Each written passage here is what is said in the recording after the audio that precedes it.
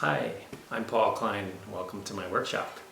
I just want to give you a little background of how the journey to getting to this point. I've been a full-time artist for about 19 years or so. When my youngest son got into kindergarten, I went in full-time, but things really started quite a bit before that. As a kid, the materials are part of the journey, and I like to bring them together as functional art, sculptural lighting, illuminated sculptures I like to call them. To me, each piece should be inspiration, not only to me but to you, or take you to a special place. And the lighting is a bonus, so that's my goal with each piece. So I'm going to show you some pieces that I've got started, and finally I get to the wood. The wood to me is like the soul of each piece. Not always, but the wood is my favorite medium, and that's kind of where I started. So this piece is, wood is maple. I call it driveway maple. It came from a huge limb that fell across our driveway 4 or 5 years ago. And yesterday it looked a lot like a big piece of this. So this is a cutoff from there. And I spent some time, this is also a local stone from our land. I just flattened it out and I wanted the rugged with the smooth. And this maple will have a nice curl to it, like a cat's eye flamboyance to it. But it's also going to have some surprises. The tree was, well over 100 years old, had some issues going on. But I scribed it to the rock, I've got it screwed, and now it's ready to do some shaping, which I'll do in a little bit. It's one of my favorite parts. I like to fine-tune the shape with my rifflers. Rasps and rifflers and files. So that it's like this. It's fairly aggressive. It takes off, a bit of material, but it doesn't take off too much at a time. I'm happy with the shape that I get. It'll come on and off this rock a dozen times to get the exact fit that I want around there. Then I will take a file, which is more fine than the rasp. It'll get rid of those marks. And then start sanding. I can do some initial sanding with a power sander, but ultimately it takes a lot of this. So there you have it. Now you'll have to come see the finished product. I'm just going to talk about the base of each lamp that I make is our natural stones that I usually pick up myself. Here's kind of an ongoing pile gathered from here and there. I'll stop at a landscape place, go through their second piles, and then they'll sit there until I'm ready to go. Sometimes I have people bring me their own stones, in which case this one's got a ton of character, and somebody brought that to me, wants a custom piece made, and I'll, not big enough by itself, and I want to show it off as best I can. I'll combine it with another one, grind this a little more flat, drill between the two with a steel pin and epoxy, and then the wood part will come off of this piece. And same thing roughly with here.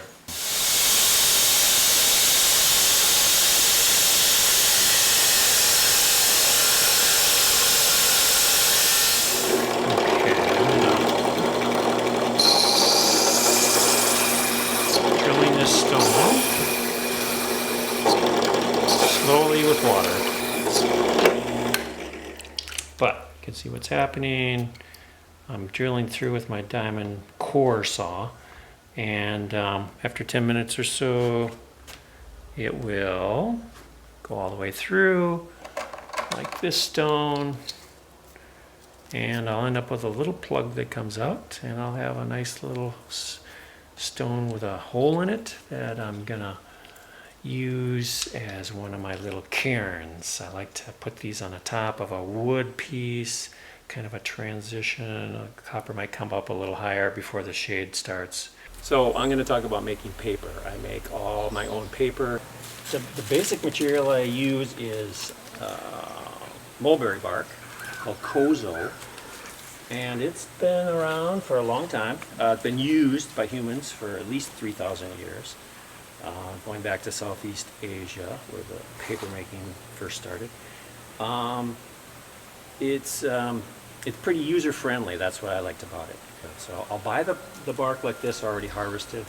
And also, I like to add, for a little extra texture, just some local straw. I've got it at different stages here, so I can share that with you. But I took about a pound of dry kozo and added a couple handfuls of straw, and I soaked it overnight, as you can see here. And the next stage is actually to drain off some of that excess water and boil it. I want to break the fibers down to get, you know, a finer paper. Another thing I like about the mulberry is that it's being user friendly, is that I don't have to use the harsh chemicals to break it down like lyes and things. The soda ash is pretty easy to work with. So actually, yeah, I'm gonna boil it for a couple hours, and I've got some of the same fiber. So this is just after it's been boiled and rinsed. It needs some pounding. Another thing I like about kozo is it's equipment-wise, it's pretty simple.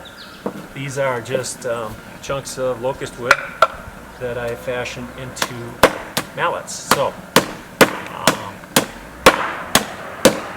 they're to beat the fibers, like many things. So actually, this has been pounded enough so that I think I'm going to test it. And the way to do that, to see if it's ready to go, is to put some water in a jar, take a pinch, shake it up, and just see if those fibers can float around kind of freely without a lot of clumps in there.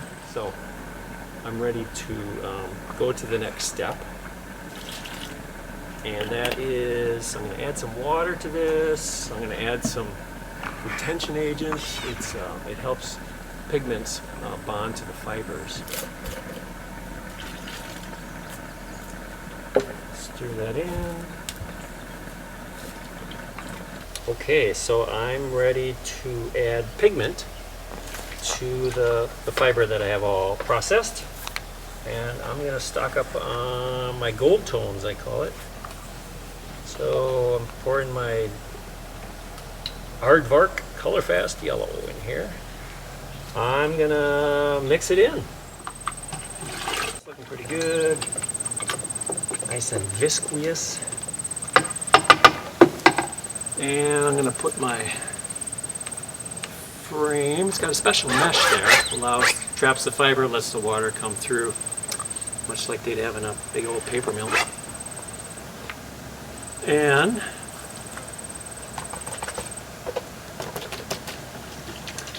put it in this is just plain old water in here. I'm ready for precise measurement of fiber, about that much, maybe, more or less. Pour it in there, kind of spread it around a bit. And start playing. Here's where you get to be a little bit of a kid. It's legal to get wet and messy. But what I'm trying to do is just get those fibers to float around kind of evenly. So that's actually looking pretty good. Pretty well distributed. And I'm just going to lift it out of there super slowly so it doesn't slosh to one side. But this mesh is not cooperating real well, but I'll pull it up and deal with it.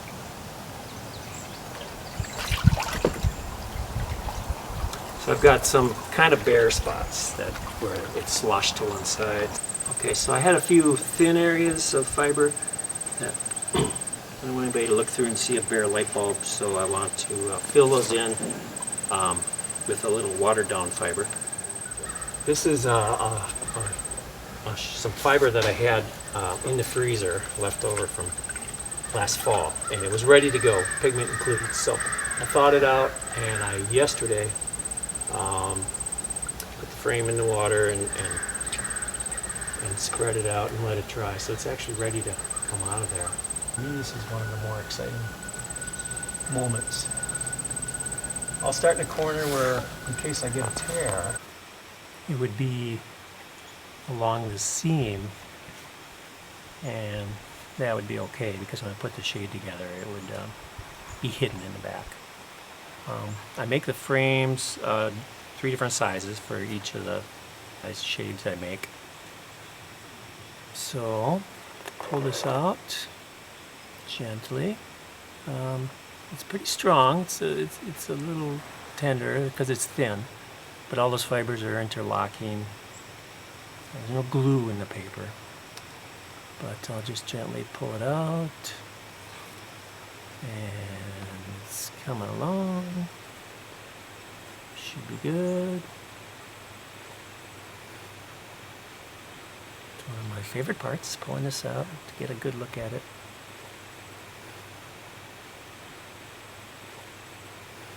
My goal with every piece is to have it stand alone as an inspirational piece of art.